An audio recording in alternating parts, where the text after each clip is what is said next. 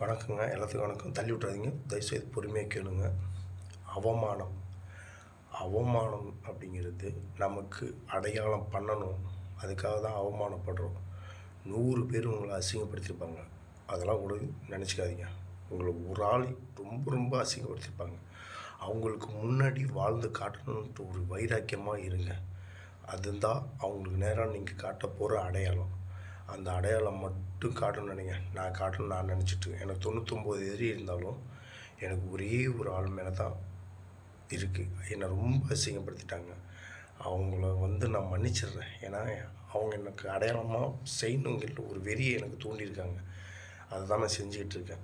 அவங்களுக்கு முன்னாடி நான் ஒரு அடையாளமாக நிற்கணும். அசிங்கப்பட்டு என்றைக்கும் நான் நிற்கக்கூடாதுன்னு நான் நினைக்கிறேன். அதே மாதிரி நீங்களும் நினைங்க. 40 வயசுக்கு மேலே அளவான சாப்பாடு சாப்பிடுங்க. டயட்டில் இருங்க. உடம்பு ஆரோக்கியமாக வச்சுக்கோங்க. உடற்பயிற்சி ரொம்ப ரொம்ப அவசியம். ஏதாவது ஒரு சாதிக்கணுங்கிற ஒரு வெறியை எடுத்துக்கங்க. எது வேணாலும் சாதிக்கலாம்.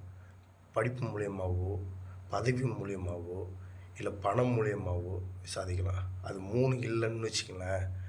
பதவி, பணம் எதுவுமே இல்லை அப்படின்னு ஒரு 3 இல்லைன்னா, உங்களோட திறமையில கூட நீங்கள் சாதிக்கலாம். உங்களுக்கு என்ன திறமை இருக்குன்னுட்டு மைண்ட் செட் பார்த்துக்கிட்டே இருங்க. எல்லா மனிதனுக்கும் ஒரு திறமை இருக்குது. அந்த திறமையை வெளிப்படுத்துங்க. ஓகேவா? அது எந்த வழியில் வேணாலும் உங்களை இழுத்து கொண்டு போய்விடும். யோசிங்க. நல்லா யோசிங்க.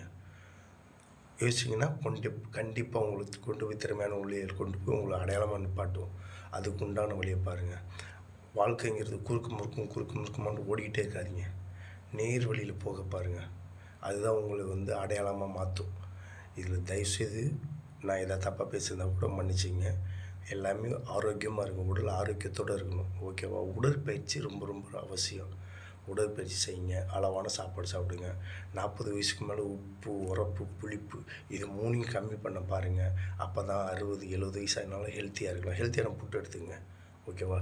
நைட்டில் நான்வெஜ் சாப்பிடாதீங்க. ஆரோக்கியமாக இருங்க.